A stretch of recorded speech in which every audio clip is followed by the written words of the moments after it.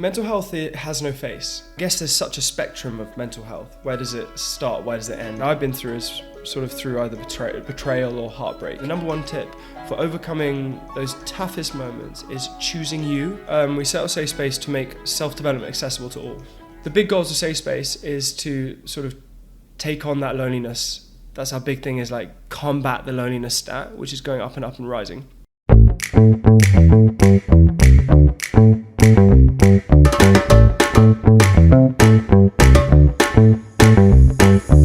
Hey guys, and welcome back to another episode of Catch Ups in My Kitchen, the podcast about all things food, health and wellness. This podcast aims to give you all the tips and tricks you need in order to be the best version of yourself.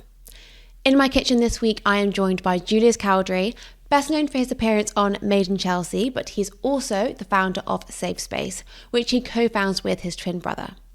Safe Space is a platform powered by coaches in different areas of growth. So whether it is nutrition, whether it is mental health, whether it is performance, physical, mental, Safe Space is a platform where you can go and be part of a community. In this episode, we touch on Julius's journey to Safe Space, but also his own journey within mental health and self-development and purpose. We talk a lot about getting to that 10 out of 10 and what that 10 out of 10 even looks like. And if you're feeling a 6, how can you feel a 7? And what even is that? And we also touch on how we've got so much information at our fingertips, from podcasts to books to self-development, people on YouTube, creators. But how do we then get that information and put it into action? And what is stopping us? There is so much in this episode. It really was a big catch up about all things personal development and growth, which I think is so key, and everyone's always looking to be the best version, but sometimes it is really hard to know where to start, and you might know all the information, but how can you actually implement that? So I do believe that you will all gain something from this episode, as it was so great and insightful. But a little favor before we get into it. Please could you rate this podcast if you are listening, on whatever platform you're listening to it on. Ratings mean so much to every business, and podcasts are included. So if you're listening and you're enjoying it, please give us a 5 out of 5, ideally. It would mean so much to me and the growth of the podcast. So before we talk any more, let's get straight into the episode.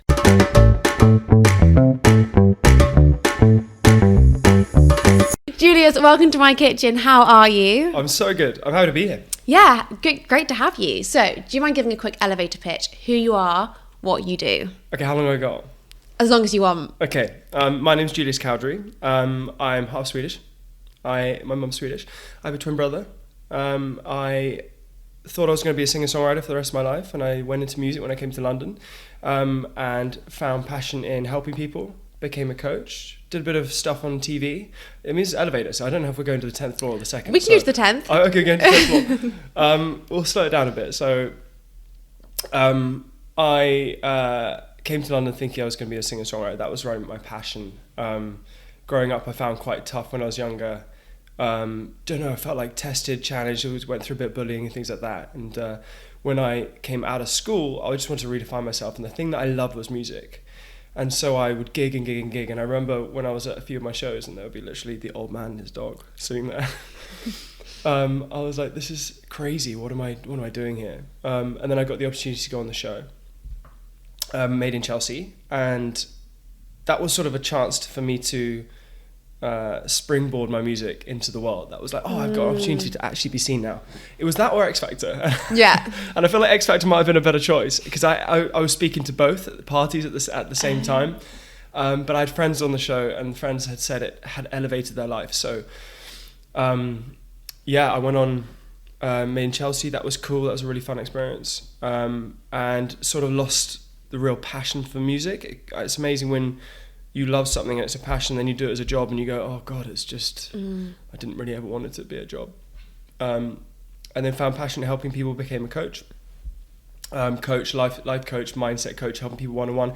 Had worked with like an array of different types of people, from a 13-year-old boy who's struggling with self-esteem to a 50-year-old mum who wants to improve her motivation, her lifestyle, and a CEO making 10 figures, 5 figures, 6 figures, and it's just amazing seeing the different types of people, but how we limit ourselves in such similar ways.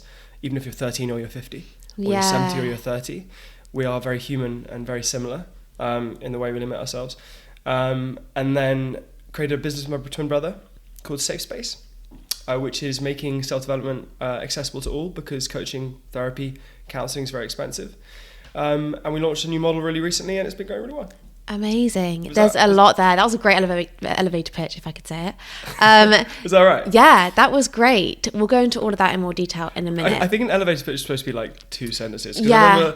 So if I was to do 2 sentences, I'd be like, Swedish twin coach. Music. Show. Safe space. Done. Yeah. Safe space. Nice. Okay. So we have a quick fire round before we go. Yours, but... I know. No, I haven't got time for that. So quick fire before we get into all of that in more detail. So cook in or eat out? Cook in. Okay. It depends really, actually. We were speaking about this just now, weren't we? Yeah. It so depends. I think if you asked me 5 years ago, I would have said eat out every time, but maybe I just like my own company a bit more and like choosing my company. Yeah. But I mean, I've been to some incredible restaurants, been fortunate to, and yeah. I'd probably say eat in. Yeah. Okay. In. Favorite restaurant in London? This is quick fire. I went to a restaurant the other day in Notting Hill. What is it called? Gold. Yeah. Went there. Good one. For the second time, and I love it there. Yeah, it's good. The food's so good. Food's good vibe. Yeah. It's quite hard. I would have previously said shawarma. Yes, that's I love also great. Peruvian food. Yeah. I also love Greek food, but I haven't found an amazing Greek place in London. Meraki, have you been there? No. That's probably my favourite Greek. Take away Meraki. Literally, that's the good food and good vibe actually. Okay, go to Deliveroo. It is an added. Yeah. Okay, fair. Go to cuisine. Greek. What's your go-to fridge or cupboard staple, which isn't like the basics like olive oil, salt, pepper? Marmite. Oh, good one. Okay. And what's your favourite dish to cook at home? Breakfast. And what breakfast would that be?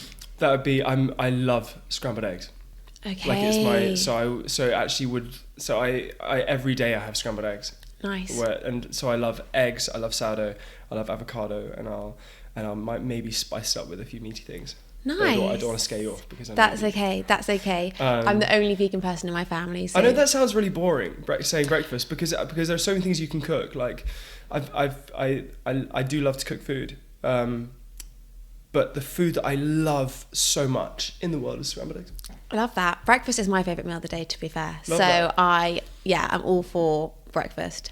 Okay, so this is quite a big first question, but what does mental health mean to you? All right. Mental health, it has no face. Mental health is everyone has their own form of mental health or mental ill health. I guess there's such a spectrum of mental health. Where does it start? Where does it end? And if you were to, I think if we all, at the start of every client call, I always ask my clients, how are you feeling out of 10? And that's so personal to them. It's like, what does that mean to them? Like, how has this week been out of 10? So that we can look back on the weeks and be like, oh, you're a 6 or you're a 7. Well, how do we make it an 8? And the way I look at mental health, to really simplify it, is if it was a 0 to 10, and 10 is ecstatic, confident, you walk into the room, you love yourself. And 0 was I don't want to be alive anymore. Where do we want to exist on that spectrum? Yeah. Because I think we could speak for hours about mental health and how to improve it and how to overcome it, or how to be better to ourselves. But if we just ask ourselves, if we could just think, okay, where am I out of 10? Okay, I'm a 7 today. Why am I a 7? Why am I not an 8? And why last week was I feeling like a 6? And what did I do this week? Because I think we can shift up. Really, it's pretty powerful how amazing it is when you take action to do something for you, and it can really improve your rating. Yeah. If you call it a rating. For me personally, I'd love to be in a solid 7.5, 8 every single day, and I dip to a 6 and I rise to a 9. Yeah. that's sort of like a good sign of mental health for me. If I look at my life, like I want to be like really solid. I go up and high, and I don't go too low, and I'm able to catch myself if I go too low and do the right things and not fall into this sort of low momentum. Yeah. And I'm able to enjoy those highs and not go so high that I have the dip after. I was gonna say, like, what is a 10? Like, has anyone ever said when you ask them, like, I'm a 10?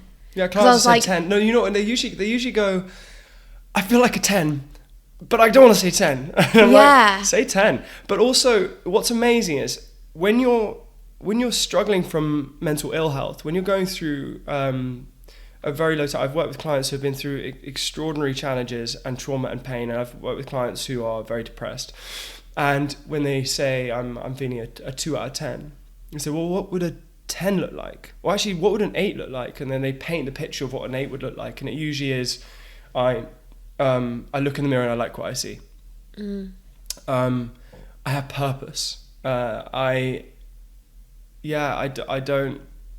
don't have these thoughts of hatred in my head about myself. And okay, that's cool. That's interesting. Now, what would you say if I told you that the 8 out of 10 that you think you've just painted is probably a 6 out of 10 or a 5 out of 10? And they go, well, what do you mean? I said, well, when you get to a place where you're like a 6 or a 7 or an 8, it sort of blows the roof and you realize you can get even better and get even higher. When I was at my lowest, I just wanted to feel like I could walk out the door and just like the same thing. I just like myself. I wanted people to like me. There was so much confusion around I just wanted to be authentically me and people to like me. And I felt like if people like me, I would like me. But actually it was if I like myself, people would like me as a result. It wasn't the other way around. Yeah. It was like form a love around myself. I'll be authentic and I'll put out that energy and then people will like me. Rather than, if people like me, I will love me, because then it'll be validated. Yeah. It's a sort of internal thing. And all I wanted was for people to accept me and to feel that feeling. But my version of 8 then was probably what 4 is now. Yeah. So I think we can blow the water up, and I think if it's nice to simplify it, because mental health is there's so many variables, and everyone's going through their own thing, and also everyone has this big wall in front of them that they, or you can say a mask in front of them, and we put out this version of us with lots of different types of people. We always have to play different roles. Yeah. But yeah, I think what's amazing is if action. I believe truly that action is the balm to low mental health, because movement, action, doing, challenging, pushing helps us to live more comfortably, because we're pushing ourselves out of the comfort zone. And the more we do things, the more we realize our worth, I think, and our value. And what I love to see is clients when they're feeling that 4 or 5 out of 10, okay, what can we do to make it a 6? The simple question. They're like, well, do you know what? I'd probably go for a morning walk every day, and I'd probably call my friend this week, and I'd probably, I don't know, I might do this thing for myself. I might book that thing to get excited about. And then they come back the week after and they're like, I feel really good this week. I'm like, why? And they're like, well, I went for that walk every morning. I did something for me. Yeah. Like, I did that thing. Like, I just feel like, I'm living my life for me more. And I'm like, that's interesting. Could we do more of that? So. I guess the 10 changes, I guess. I think it's really easy to kind of have a vision of where you want your life to be, but then actually it's really important to think, but what if I can make it even better and better and better? And I think there is no limit, and I think we often do limit ourselves. And I go by the phrase just do it all the time. Maybe too much. I have business idea, just do it. And I just done it, and I'm like, oh, hold on a minute, whoa. But I think just do it is so key. We spend so much time thinking about things, planning it. It's in our heads. We speak about it to our friends. I'm like, you've spoken and done about, and that's enough. Just action it. But I think we're always scared of that action. This episode is sponsored by Access Biotics, a groundbreaking natural food supplement which uses 4 billion live bacteria, which specifically help support skin health through the gut microbiome. I have always had pretty good skin and take a lot of care in the products I use and my skincare routine. But I've always suffered from psoriasis, and recently I have had a rash on my chin which I can't seem to get rid of. I have therefore been taking Access Biotics in order to help with this, as the ingredients specifically help with psoriasis and other skin conditions, and I'm already noticing a difference. Since speaking to the Access Biotics team, I have heard that 2 in 100 people in the UK also suffer with psoriasis, which is a crazy statistic that I was not aware of. Therefore, if you are tired of trying different products and want something that actually works in order to support your gut microbiome and benefit your skin, give Access Biotics a go. You can buy their 28-day supply directly from their website at www.accessbiotics.com, and you can receive 10% off if you use the code CATCHUPS. Have it with some warm water on an empty stomach in the morning and you will notice a world of difference. Now let's get back to the episode. Like, one of my questions to you actually at the bottom, like way down, was why do you think we speak so much? Like, there's so many resources out there, right? Like podcasts, books, self-development books, like on how to improve, but yet we still don't do it. Like, why? Because books don't teach you action. Right. You could ask ChatGPT to summarize a book and you'll be able to understand that book in a paragraph. And yes, it has its own intricacies and its detail around it and its flavorings it's painted around a big picture of a book. But I feel like I get majority of a book after the first half, and then I'm always like, oh, it's saying the same stuff here.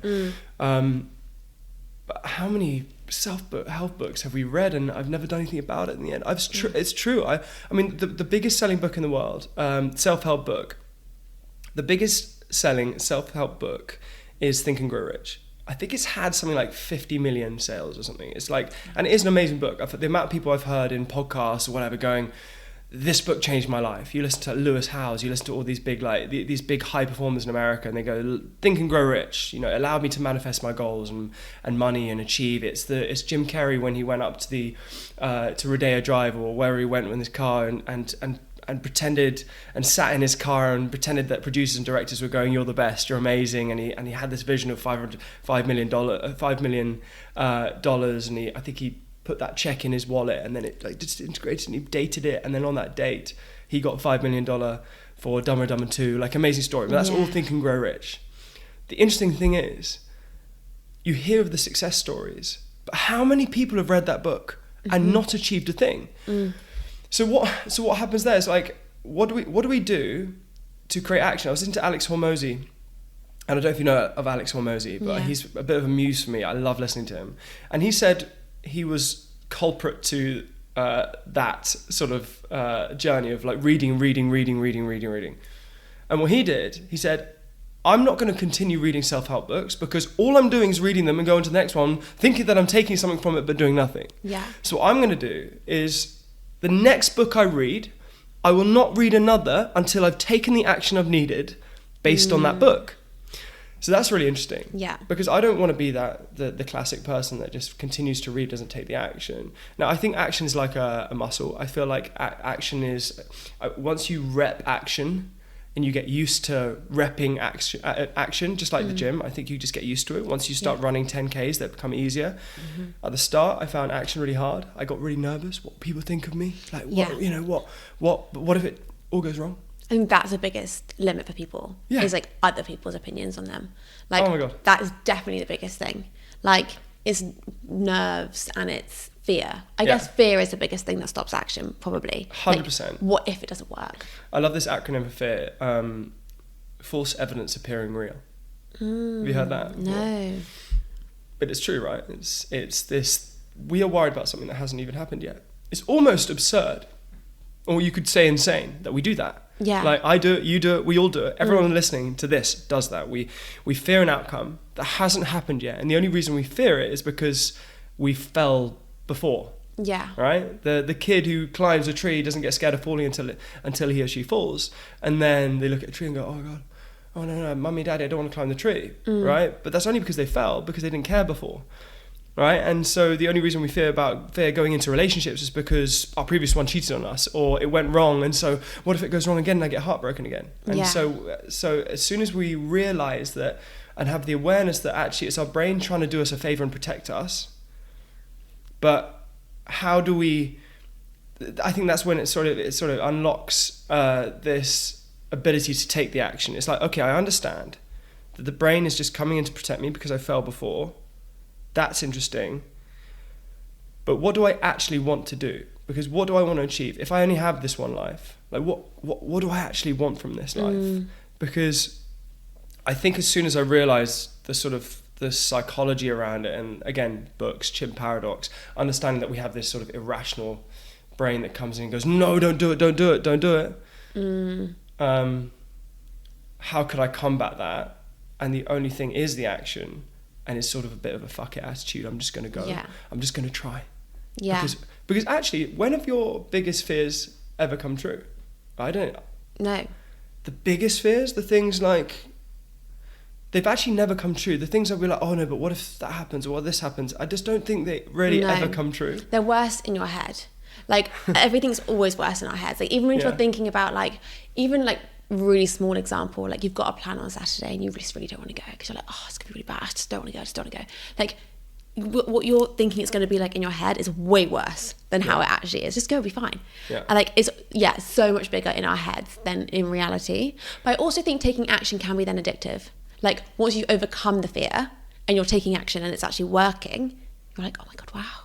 And then you keep doing it. When you take action, you realize so much about yourself. You realize that you don't have to limit yourself anymore. You realize that actually on the edge of action is the success that you're looking for. And that's why I love coaching, because it's all action based. It's all like, okay, you want this. You've told me you want this. Okay, so what are we going to do about it? Yeah. It doesn't sit stale. You want this thing. So what is the plan? Yeah. And so that's helped me. I've worked with coaches as well when they're like, okay, Julius, you want to set this thing up. You said you want to set this thing up 2 weeks ago. And nothing's happened. So I'm like, oh yeah, but I'm just, but what, and it's always what will people think. It's always what will I think of myself, because usually it's what I think of myself. When we fear what someone will think of us, it's because we believe what they might think of us. Yeah. That's so true. Yeah. And so how could I improve that self-talk? Because if I wholeheartedly believed in myself fully, I wouldn't care about what someone thought. Yeah. Do you know? Like, because I guess we don't really care about others, but like we're not actually caring what they're doing. Like I've never seen someone do something on social media and be like, well, that was a bit weird. You see it for a second and you move on. Like you don't really, it's not playing on your mind all day as people think it might be. So yeah, I guess it is really interesting. Isn't it? I always think it's really cool which is really, really interesting is when someone says, I can't believe that person said that about me. I can't believe they said this thing about me. It's so mean, like all this. And they feel hurt by something. When we feel hurt by someone else's thoughts, it's because we do believe it a little bit. It's like, if I said to you, Georgia, I really don't like your green hair. Yeah. You probably go, well, it's not green. So. Yeah. What, Julius is being a bit weird. Yeah. You just laugh it off or just think I'm a weird. Yeah. Like, if I genuinely meant it to insult you or hurt you, yeah, right? You'd be like, well, my hair's not green. Yeah, so he's just confused. Right? Yeah. So you don't take it, the bullet doesn't penetrate the walls, right? But if I said something that you maybe kind of believed, that then you start going, oh, that's not very nice. Yeah. But if you loved every part of you and I said anything about you and you didn't believe it, it wouldn't penetrate. So then instead of looking at other people's harsh words as the things that affect us, how can we change it to why am I affected based on what they've said? Yeah. And then so again, another with clients when they're hurt by things, they say, well, whose fault is it that you're hurt? And they go, well, Jamie's, because Jamie said that I look like this and I'm not going to be good enough or whatever. I'm like, but whose fault is it that you got hurt? I think it can be quite an annoying question to ask, but I'm trying to get to the point whereas it's your fault. Yeah. Like, just if we take full ownership, right?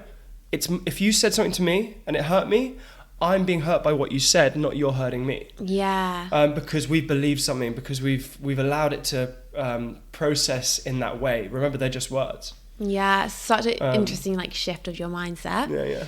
So how did you get into this in the first place? How did you get into wanting to coach people? What was the moment when you were like, actually, because obviously you mentioned earlier in your elevator pitch, like music was your passion. Yeah. So when did this start coming in? My 20s was a real self-discovery. like a self-discovery 10 years. I had to really understand. I think I was just very, I was a lot of cross wires. Like I love music. It was sort of the only thing I was really good at. So I'll do that. But a lot of it was sort of trying to understand what I wanted. It was sort of, I've always been fascinated in the mind, by psychology. I've always, and I think I was just a bit unsure of where my life was going through my 20s. I was just like, what do I want to do? I want to be a singer, but I don't actually really like it anymore. I love writing, but I can't be bothered to go perform a gig with no one watching. So what's this all about? And then the show happened, and that was really didn't feel authentic to me. So I'm doing the show, I'm doing music. I set up a social media business. I was looking at setting up a brand, all these different things. I think for me, it was just like trying my hand at a lot of different things. And my brother Fabian became a coach, and he'd been through his own mental health struggles and things like that. And he's my twin brother, so I've always been there to be at his side to support him. And I felt like a lot of my younger years, in my early 20s, I had to be that person for him, to stay strong for him and support him and be there. So I almost felt like I had to not coach him, but definitely be an ally for him and be that hearing board for him. And I sort of learned very quickly what that's like. A lot of friends would come to me for advice or come to me for thoughts, because I was always very objective. You know, if someone asked me what I think, I'm not telling them, I'm just asking them to help them get there. So I was sort of understanding that sort of how to empathize and help people very early. And when he became a coach and he started creating value and working with people and seeing their change, I then looked into training as a coach as well. And I guess the lesson that I learned there is, there are so many things you could do, but follow your passion. And for me, my passion was people. I love people. I tried so many different things that were based on people, but I wanted to make a difference. And I felt that music was it's such a sour industry. It's very TV is just it's very false. It's all about engagement and drama and all this. It's not me. But I've always loved people, and I've always loved helping people, and I love being there for people. So what does that mean? So how do I channel that? And so when he started becoming a coach, my brother, I looked into doing that and training. And finally, as soon as I started working with clients, I was like, oh my God, I found my thing. Yeah. I feel valuable in my life for the first time. I feel like I'm creating value. I'm helping people. It was this real, I don't know, breath of fresh air. I was like, I'm living my life by my standards. By me, by my gut. I'm doing what I'm supposed to do. And that's a pretty cool feeling. Definitely. 20s are a weird time, because it is very much like, I mean, I'm still in my 20s, but like it is a weird time when you're like, stick twist. Like, who am I? What do I want to do? Is this really what I am doing? Is this what I should be doing? And like, there's no real right or wrong, but it's so true that something just feels right. Like, you get a good feeling, and it just feels, like you said, authentic and natural, and like, oh, actually, like, there's no resistance here. Like, this just kind of works. I'm just slotted in here, and it actually just makes sense. Like my brother, for example, like, I know he's definitely in this time right now where he's like trying to find his thing, and he's waiting for that perfect thing. And I'm like trying to tell him, like, hard to listen to your sister, but he's like, it doesn't exist. The perfect thing doesn't exist. Like, you've got to try things and then work out that's not right or that is right, and then you switch to the next and the next and the next. And like, even working out what's not good is just as valuable as working out what is good. 100%. I also learning when to quit can be the most powerful thing you do. Learning when to, making that decision of when to, that thing's not right for me. You know, also, and because maybe you did fail at it, maybe it did go wrong, maybe you weren't good enough. Like, that's okay. Like, maybe I wasn't good enough music, that's why I didn't go wrong. Or maybe I didn't love it enough, I don't know. Or, you know, the TV thing, maybe it wasn't my thing. Probably wasn't. It didn't feel right. Setting up a social media business, whatever. It ended at COVID, which I lost like 8 clients. But if you're willing to take the action, go for it. That's that, and then be patient. I remember, honestly, nearly all my 20s, I was like, oh my God, everyone's doing their thing, everyone's working, they're getting higher salaries every year, they're working in the city, but that wasn't me. I wasn't going to work in the city, I was going to do my own thing. And that's scary. Doing your own thing is scary. It really is. It's confusing for a lot of people. Like, why couldn't you just get a normal job and work a normal salary? And I would start to be quite jealous of those people. Like, you every month you're getting this salary. Yeah, the Mine structure. was like this, or then nothing, then something. I think just be okay with like 20s being the learnings. Yeah. Like your 20s are just you trying to work it out. 30s, you take what you've learned and you channel that into maybe what you want to do. Yeah. Even if you're 35 and you don't know, you might learn at 36. Yeah. Like what the guy who created KFC didn't he launch it when he was 60 or something? Yeah, there are so many stories like that, and it's like there's no pressure. But you're right. Like, if you're working for yourself or you're doing something more creative, comparing yourself to those who are in the corporate world is hard, because they have those like kind of feedback loops, and they have like there's so much structure there, and like they know their progression, and it's just simple, and it's just like up the ladder. And like, don't get me wrong, I'm sure there's lots of things that aren't so simple in that role, but like if you're working for yourself, you don't have that. Like, I recently like wrote out a questionnaire for the podcast and I sent it out to people, because I was like, I've got no idea what people think. I've got no idea, like, any feedback, anything, I'd love to know. Like, no, did you get any? Yeah, and it was really great, and like Nice. I was like, oh, perfect. But that's how you get better. Yeah. Yeah. Like, you need that feedback, like, good, bad, and well, it doesn't matter, but like, you need to have it. And like, so yeah, it is difficult working for yourself. Obviously there's pros and cons. I guess with the podcast, you the way you would feel validated, and also we hope that we don't have to feel validated. But let's be honest, we're human. We have an ego, and it's nice to feel good. And someone go, "Hey, you're doing great." It's like it's nice to hear that, and I'm sure you get messages from people being like, "I love your podcast." And, but I'm sure it's quite a lonely thing to do. For sure. Times. Do you feel that? Definitely. Yeah. And you have numbers on the screen that you look at who's listened to the episodes, and sometimes I'm just like, are they just bots? Like, because you don't know, like, where are these people? And like, I now do live events with the podcast, which is amazing. And that time, then you can see them in real life, all these people who watch. And like, the last event I didn't really know many people in the room, and I was like, wait, what? How cool is that though? And at first I was panicking, like, they've come to the wrong event.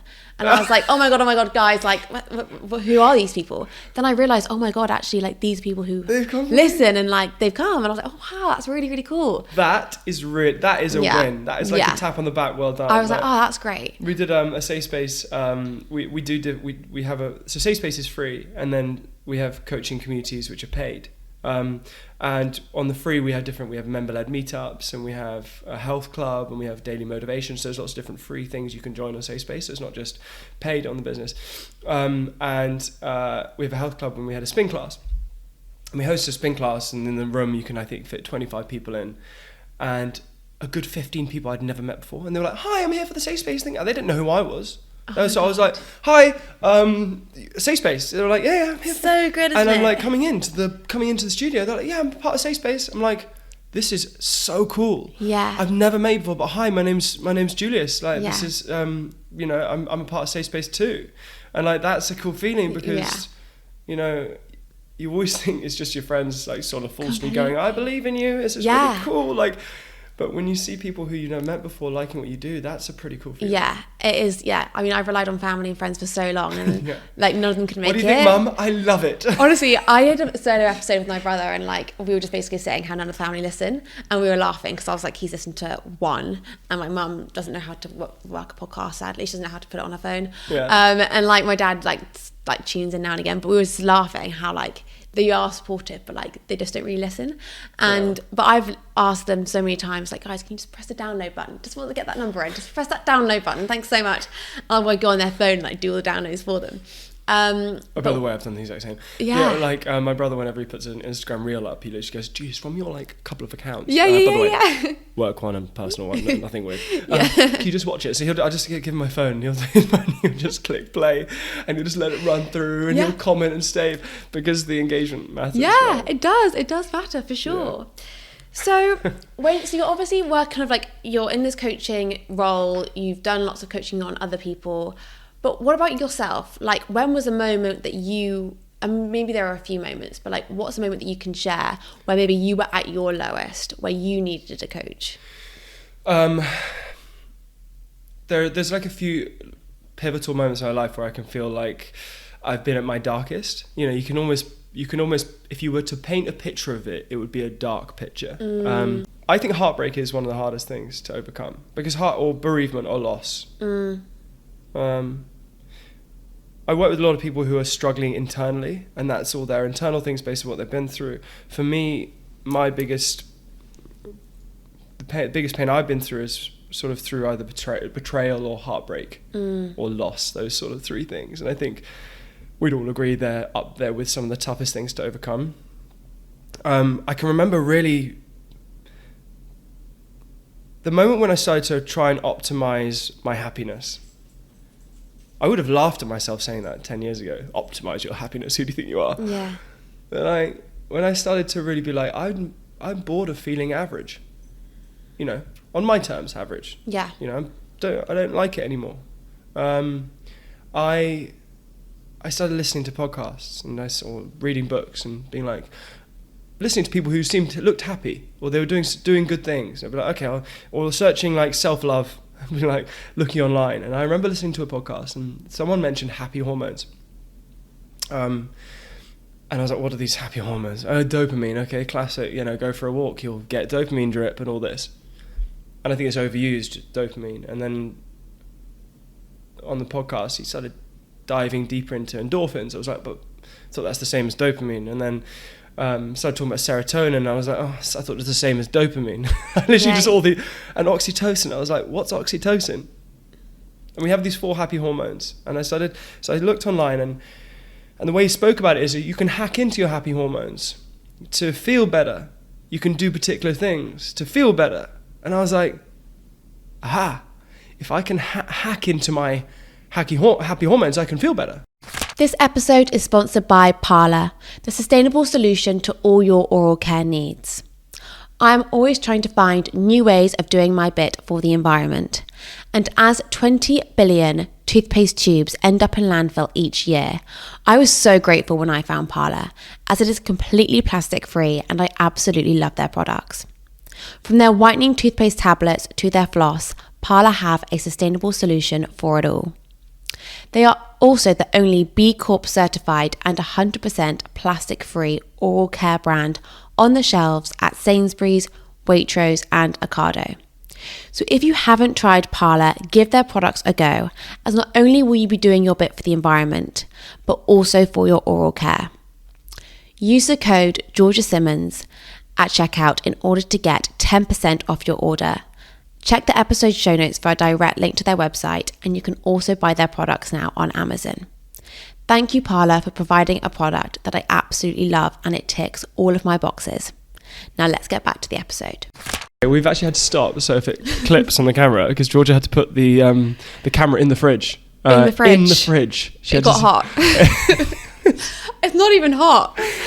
Everyone knows it's nearly May and it's still freezing. I'm cold in here. It's like...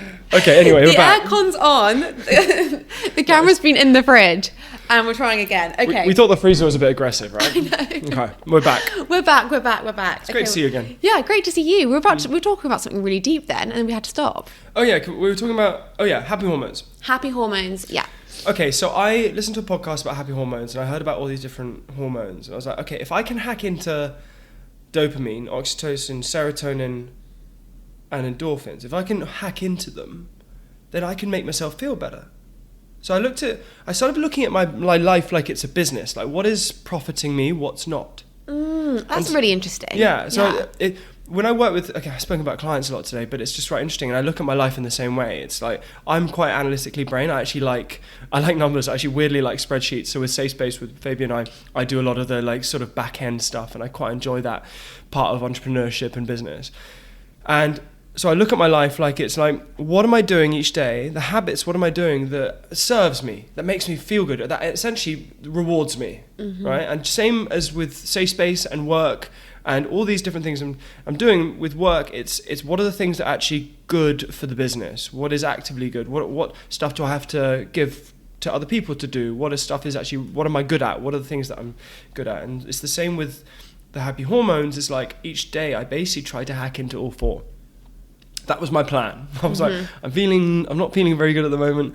How do I hack into them? Right. So dopamine is movement. Dopamine is, dopamine you get from lots of different things. You get dopamine from dark chocolate. You get dopamine from coffee, you get a little drip, you get dopamine from nicotine. Hopefully we don't need that, but you do. You get a lot of things you get it from MDMA, but let's be honest, we're not going to talk about that. Not approaching that one. I was talking about what are the healthy things I can get from dopamine. Okay, I can do this. So I started moving each day. At the start of my day, I'd walk. I can get a drip of dopamine if I go for a walk, right? Fine. So I was like, okay, cool. Endorphins, okay, sweat, going outside, so movement again, going outside, being in the sun, vitamin D, okay, I can get endorphins, I can feel good that way. I was like, okay, so every day I'm going to go for a walk, but I also make sure in my day I'm going to be outside, especially if it was sunny at the time, so I'll get some vitamin D, I'll get movement, I'll get some fresh air, I'll get some time off tech, I'll get those drips. Okay, what else can I get? Okay, oxytocin. Oxytocin is hugging someone, is friends, is connection. Well, what happens when you are sometimes low? You end up hiding away from everyone. You end up sort of secluding yourself from connection. And I was doing that, right? And I was looking at my life being like, okay, I'm going to spend more time with friends. I'm going to message this person, and just either have a call with them and catch up or meet up with them. So in my week, I was going for a morning walk. I was spending time outside in the day without my phone. I was meeting up with friends, whether it's on that walk or it's that weekend. And what was the last one? Serotonin, right? Serotonin, 90% of it is released in your gut. I'm sure you've had conversations about that on the podcast. I don't know what the exact number is, but if over 90% is released in your gut, what do you do when you start feeling bad in yourself? You start going to chocolate, you start going to crisps, you start going to takeaway food because you want the quick hit of dopamine, right? Yeah. But you don't get the hit of serotonin because it's bad for your gut microbiome. It's not good. It's all built there. That's why they call it the second brain. So I was like, I've got to improve my diet, Jules. Yeah. Outside, time off tech, friends, seeing people, eating better, really prioritizing my health.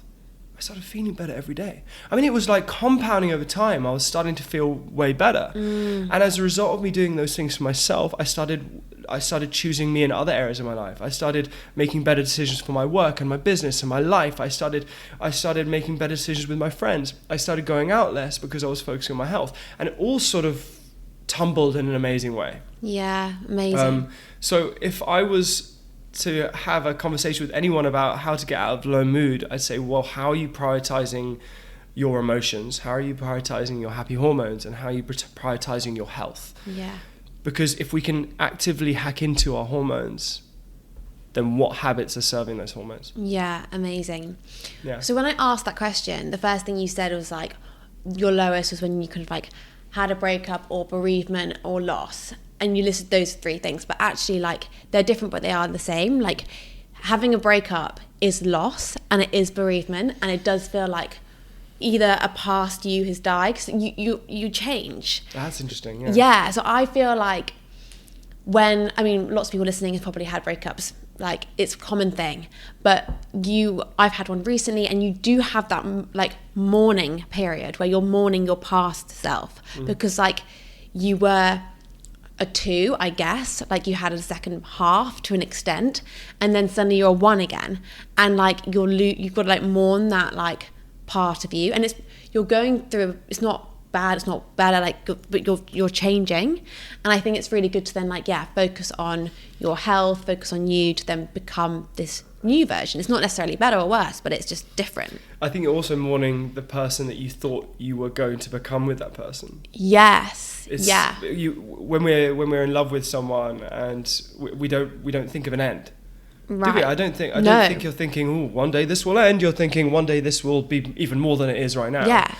And then I feel like heartbreak is like, you've pictured this whole life of this, like you walking up this hill and it's going to be beautiful and it's romantic and it's exciting. And yes, there'll be dips in the road, but it'll never fall off. And then suddenly you fall off a cliff and it's done. Yeah. And then you can't speak to them anymore. Yeah. And so just sudden. a week before or just the day before, you were texting them saying, hey babe, how you doing? Yeah. Like, it's so sudden. And what's interesting is it might not have been sudden in its disintegration. Like, it might have just been crumbling over time, but we never thought it was going to end. It's never a plan to end something, especially if you love someone. You always think you'll get through it. You always think love will prevail. Yeah. So heartbreak knocks you in so many confusing ways, because you're not only like, I miss this person, I'm grieving, it's a bereavement, I've lost this person was my best friend, this person was the person I thought I was going to marry and have kids with or whatever. Yeah. It's also like, but why? Like, was it me or was it that person? Like, when did it go wrong? Like, there's so many reasons why a relationship will end anyway, but like, maybe there are actually only probably a handful, but why did this person stop loving me in a certain way? Was it me, or why did I start pulling away? Why was my attachment style different to them? Why did they cheat on me? Yeah. Why wasn't I good enough? And that's usually the most like number one common thing is when relationships end, you're like, it wasn't good enough because I wasn't good enough. Is where most people go to, because it's the easiest thing you can do is blame yourself. Yeah. Easiest thing you can do is, well, I clearly am to fault because they ended it with me. Yeah. But that's not necessarily the case. No. You know, I think maybe sometimes relationships have a sell-by date. Yeah, definitely. And sometimes you've got the most out of that relationship. And like, I've always said to some friends, obviously you see things differently when you're outside, but I'm always like to them, you've got the best out of that now, it's time to move on.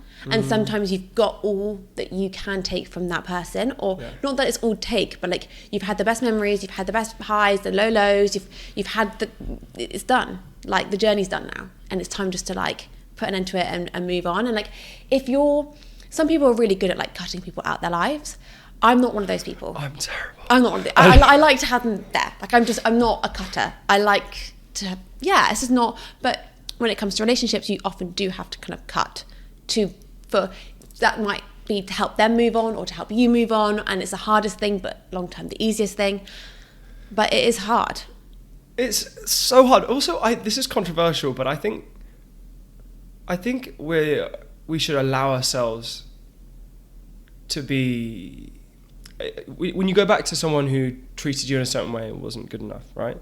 Well, say you just someone ended it with you. Your partner ended it with you, or maybe they did cheat on you, or something bad happened. It wasn't good enough, and you could say, well, where's your self-respect for going back to that person? Mm-hmm. Where's your self-respect? Own yourself. I mean, I've had people saying that to me when I've gone back to relationships. I've gone back to every relationship I've ever been in. And actually, a good couple of them, they didn't deserve me to go back. You know, I was badly treated by my partner. And you're hearing one side of the story. So whatever, but I believed I was. And so did my friends. And you could easily say from the outside looking in, going, well, where's your self-respect? Why are you going back to that person? They don't deserve you. But I actually think allow yourself to make the error. I kind of, when I was so desperate to go back and just see if maybe it was something when I kind of knew it wasn't. Yeah.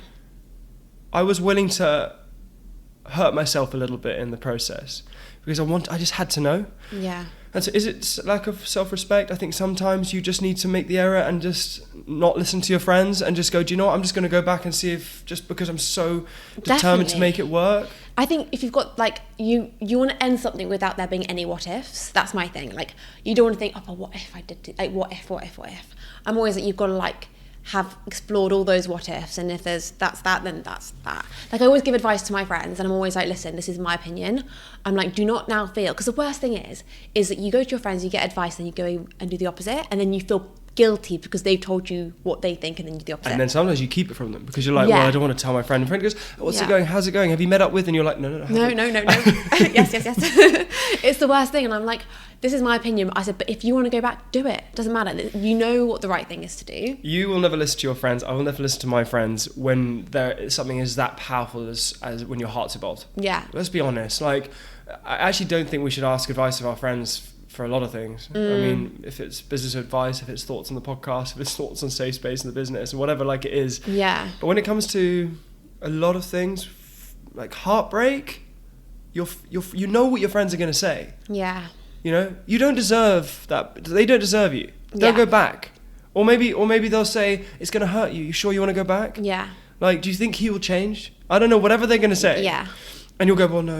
And they might give you sympathy and make you feel a certain way and make you feel comforted, but you won't listen to them. You'll listen to yourself. Yeah. I'm sorry, but like, it doesn't help us, actually. A lot of time, friends will give you their opinion based on their own experience. Yeah. Which doesn't help either. No, but often, like, we know the right thing to do anyway, but we're going to do what we want to do anyway. Like, it's kind of like, and sometimes you've got to, like you say, you've got to make the error to be like, right, okay, I've done it now, I've explored all the options.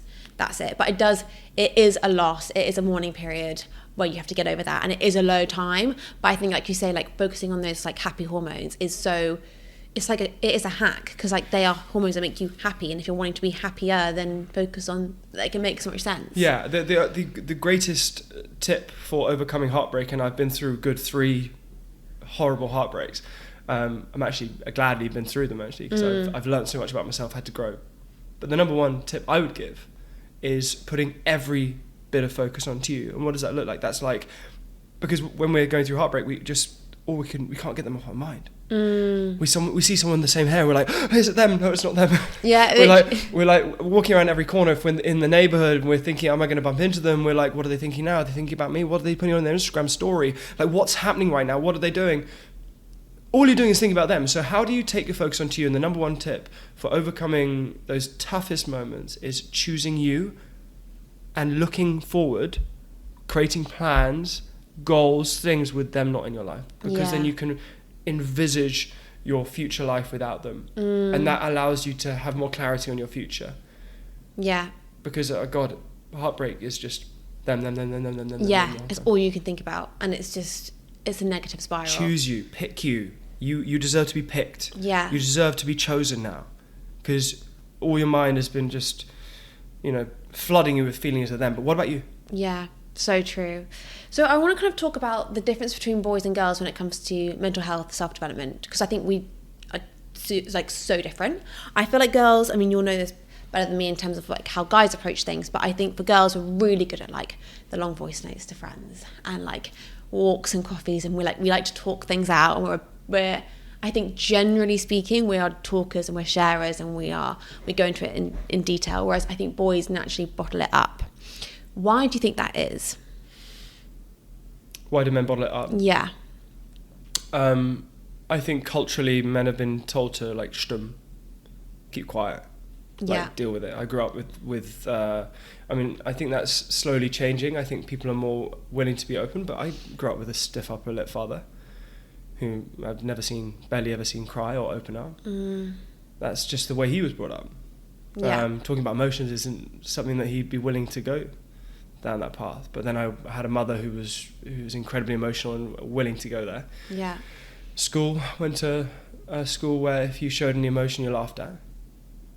So culturally. Yeah. Socially. All right.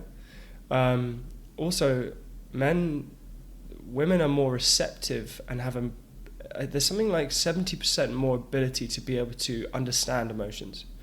So it's not just like a society, you could just say, men get a grip, just be open up.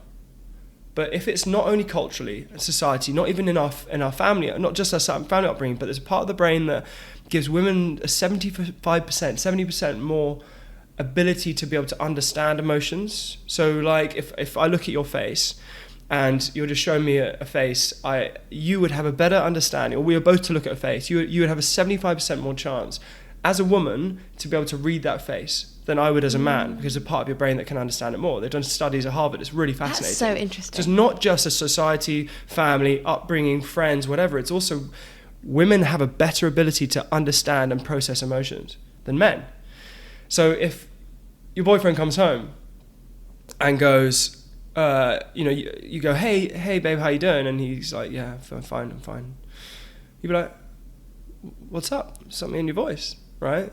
Yeah. Like, do you want to talk? And he's like, oh yeah, maybe I do, right? But if the girlfriend comes home and he goes, hey babe, how you doing? She's like, yeah, fine. He's like, most of the time he's probably like, okay, cool. Yeah. She said fine.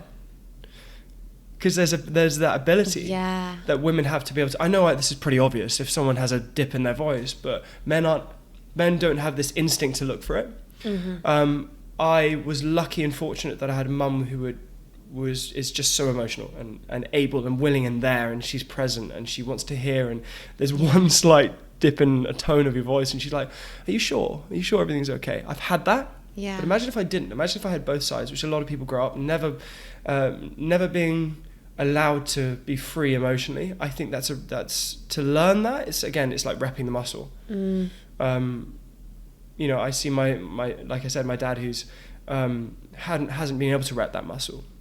Asking him an emotional question and he'll find a joke to it. Yeah. he doesn't know how to go there. Yeah. It's like almost have to walk him through that part. It's so true. So do you find that a lot of guys, because we've touched on the safe space a bit, we'll go into it in more detail in a minute, but do you find that a lot of guys feel comfort in that, like seeing other guys do it? Oh, okay, maybe I feel like I can do this now. Because I think therapy and stuff is becoming more normalised, and like I mentioned to my brother, like maybe you should see a therapist, and his first reaction was like, no, don't need that, thanks though, but no. And I was like, okay. And then he called me up and he was like, actually, maybe. And I know my dad would be like, no, like we don't need that. But actually, like, it's becoming more normalised. So do you feel like as it's becoming more normalised, guys are finding comfort in that? Yes. And do you think they find it better if they do it with other people? Or do you think they find it better if they do it one-to-one behind closed doors? I think there's... I think the cool thing about doing it with other people is that you can hear people say, I'm struggling through something too, and you're going through it as well. The reason why we've seen real impact in safe space is because people in group settings don't feel alone anymore in their stuff. You know, you hear a guy open up and say, I've been struggling with my inner critic and it's really affecting me. I'm not very nice to myself. And you go, oh God, I'm not the only one. Because when we're going through our tough times, we think we're the only one. We're just not thinking about anyone else having a tough time. No. So yeah, but there's so much power in one-on-one as well. Therapy, counselling, coaching. I've worked with loads and loads of clients. 98% of them are women. Women are willing to see their... I mean, I know I'm stereotyping. There are some men with amazing ability to open up. I feel like I'm quite an emotionally evolved man. And I've met women who find it really hard to say how they're feeling. So there's definitely a balance of the two. But 95%, 98% of clients working with me as a coach. So I'm just, and then when I have worked with men, I find it harder. Oh, really? Yeah, women from straight away, and again, I'm generalizing, but most of the time are like, this is how I'm feeling, I'm ready to tell you, and everything I want to let go, and this has been affecting me, and okay, tell me more, okay, I'll tell you more, I'm willing to, and women are just willing, able, and just know how to do it. It's like it's a skill. It's like it's a language that they have done for a long time, and they have, right? I'll talk to my mates, I'll send the long voice notes, like you said. Yeah. And then you speak to a guy, it's like you go, well, so tell me about your week. They're like, yeah, it was good. I'm like, well, you're here to talk about the stuff, so tell me more. Well, I just found it quite tough. And I'm like, okay, well, we're here to talk about it, so tell me what you mean by that. It's honestly like, you know how you go to France and you have, if you go to France, or anyone listening, or you go to a different country and you go and you speak the language and you've only done GCSE level. Yeah. You're like, bonjour, ça va, je frotte un croissant, and but if you're good, you can just fly off the tongue. Yeah. It feels like that. Women have an ability, like it's a language they've always spoken. Men are just trying, and it's like a block. And it's like, so true. So true. I was laughing because my brother, I keep mentioning him, but I call him like, hey bud, how are you? Good. I'm like, wow. Okay, great. What are you up to today? Not much. I'm like, oh, this is flowing, this conversation. I'm like, wow. Okay. Do you know what? I think it is really cool if a man is willing to work on themselves. It's like, if you want to meet your life partner, and I'm saying this to women, right? I'm saying this is my advice, and take it or leave it, to women. If you want to meet a life partner you don't want to be with someone who's bottling out their emotions. That's going to be a hell of a ride. Yeah. It's going to be really tough having to squeeze every last, but two things I'd say. Someone who's willing to do the work, and that's like, go to a therapist, join Safe Space, I don't know, read, like someone who's doing the work and trying to get better. If you see that in a man, that's a cool tick on the list. Yeah. Number 2, what's their relationship like with their mum? Yeah, that's a big one. They will respect you if they respect their mum. Yeah. That is a factual point that I'll give you. And I think those are 2 key things. You don't want to be squeezing out emotions. Come on, tell me, please. Like, are you okay? Open up. It's going to be a really tough journey for you if you're willing. And it's likely if they're not willing to give to you, they'll find it hard to ask you the question as well, because they won't know to. Yeah, so true. Do you think there's an element of like self-awareness? Like, if they're not that self-aware, like they don't realise that, like they're like, girls, I think they're quite self-aware, like we're always looking to like do better, be better, whereas guys sometimes just think, be all right. I'll be okay. A lot of men place their value and their life value of themselves on how much they're going to achieve and how much money they're going to make, right? And because of that, they don't place so much value on the emotional side. Fine. And that's like long standing. Yeah. How much money am I making? How am I doing? Like sport, winning. That's like a classic male attitude. I'm just going to win. I want to be better than others. Like, it's very competitive. Yeah.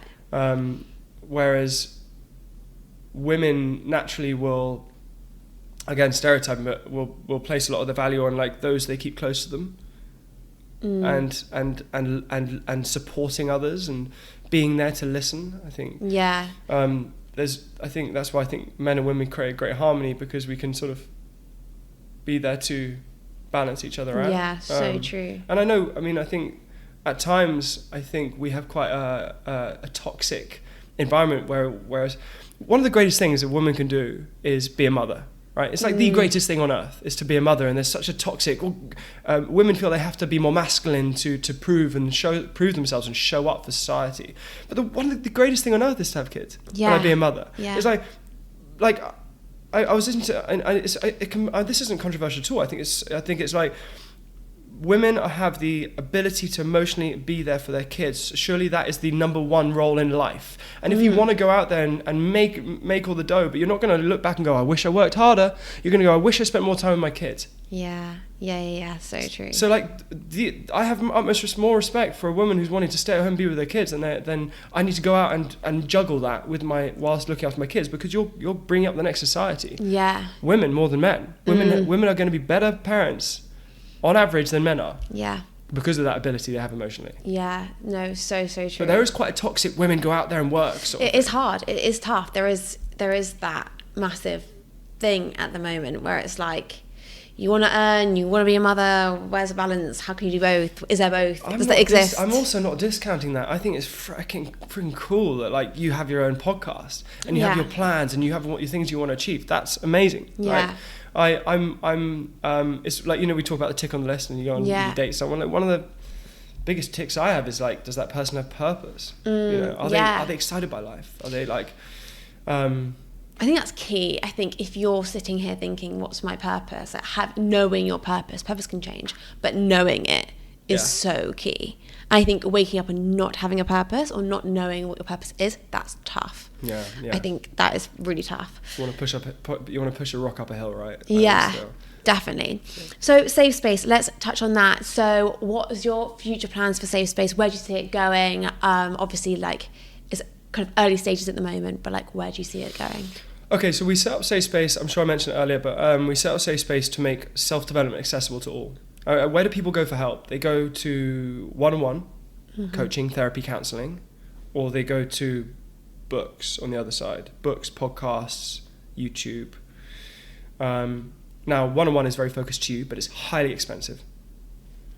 Books offer so much, but nothing is bespoke to you. It's sort of speaking to everyone as a generalised thing, like, this is what could help.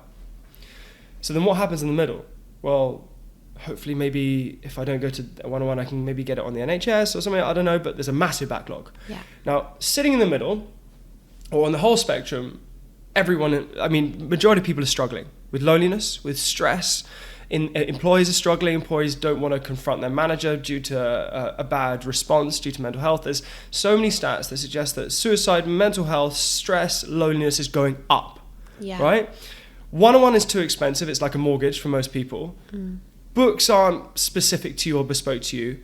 And we believe the Safe Space sits right in the middle as community. That's why we set Safe Space up.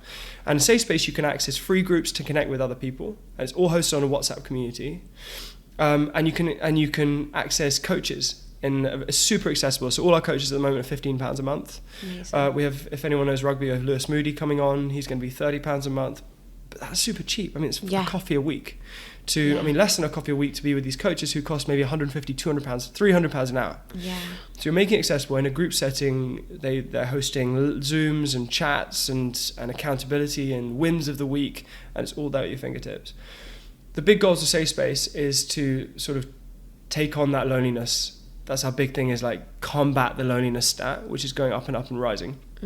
We want to do that globally. We want Safe Space to be in every country in the world, and we want to have hundreds of thousands of users using Safe Space to level up and grow and feel like they can now, and not feel like there's no chance for me to. I don't think we should have to work it out ourselves, and I don't think we should have to pay 3 figures a week for an hour with someone. However much they should be valued like that, 99% of people can't afford it, or they don't prioritize that as a cost, or they'll go out the weekend and then they won't prioritize it, and that's the prerogative. The thing about working yourself, it takes time. 3 drinks of the weekend is very quick for you to feel better, but it doesn't help you in the longer run, of course.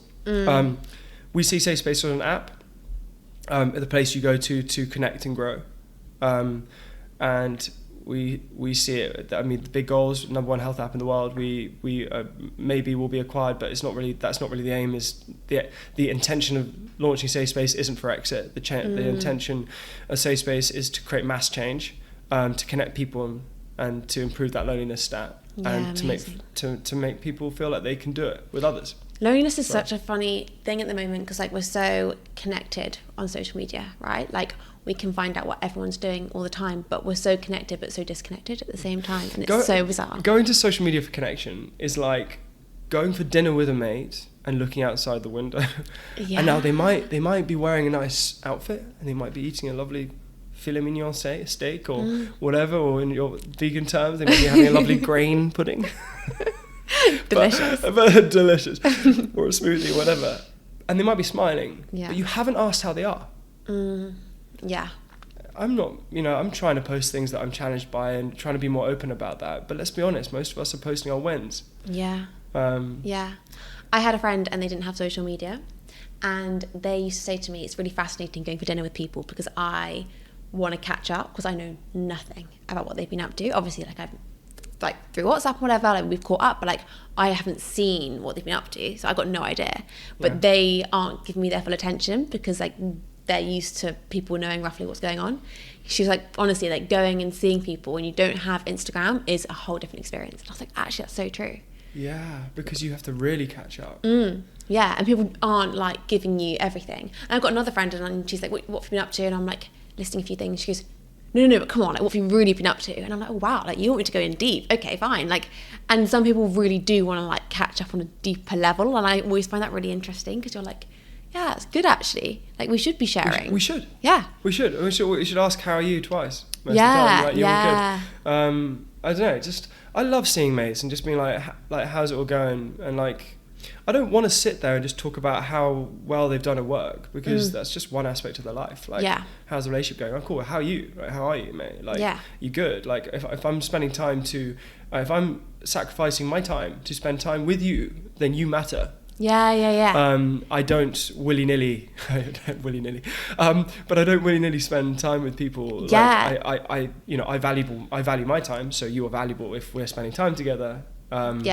And so if we are, I just want to have real conversation. So like, true. It feels good to have real conversation. Definitely. I'm feeling good having this conversation, because it feels like we're talking about real things. 100%. And what I also love about Safe Space, what you just mentioned, is like there's different communities. So like your growth will be different in different times of your life. So you might not want just one coach, because that's like one dimensional, right? So you've got different communities at different stages of your life. Exactly. And that's really nice, because sometimes you're like, I'm going to go see this person about one thing, and then that thing kind of has helped and like solved, and then you're like, okay, bye. And then you've got to find someone else for the next thing. Whereas I guess Safe Space, like no matter what stage in your life you're at or whatever issues you have, someone will be there for you no matter what. 100%. It's really nice. And the coaches are really active on the chat. I don't think they would be so much, because they've, their time is valuable. But we have a breathwork coach there, we have confidence, we have a communication coach, we have a gut health specialist, we have a high performance coach who works with high performers and athletes coming on Lewis Moody. And we're going to be adding PTs and essentially different people in health and self-development and chance for you to grow in a community. So yeah, you can dive into that one. You can try this one out if you feel like you want to get more peace in your life. Breath work. We can have a meditation, I'm sure, yoga eventually. But then the cool thing that I can openly say, the cool thing about Safe Space that we love is that it's frictionless. At the start, you can join Safe Space for free to join different groups, to meet others. We have a member-led meetup, so members run their own meetups. And like we're not even going to be there, a lot of some of them. Yeah. But for example, this weekend there's a walk and talk meetup with there's like 15 people going to it. Like, so that's cool. Like how great. It's cool. That's amazing. I love it.